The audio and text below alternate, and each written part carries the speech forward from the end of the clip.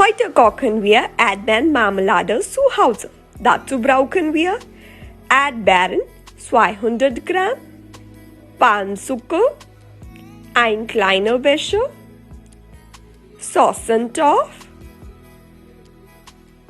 Kochlöffel und Zitronensaft Halblöffel.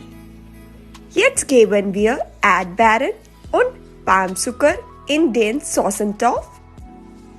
Alles gut vermischen.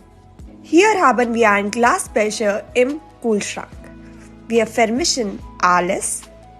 Hier geben wir Halblöffel Zitronensaft und alles sehr gut vermischen und erhitzen.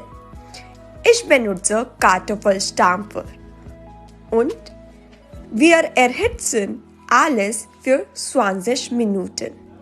Jetzt unsere Erdbeermarmelade ist fertig. Es sieht sehr gut aus.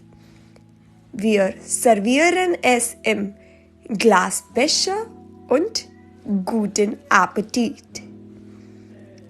Das schmeckt mir sehr lecker. So, hier haben wir unsere Erdbeermarmelade. Ich habe es mit Brot gegessen.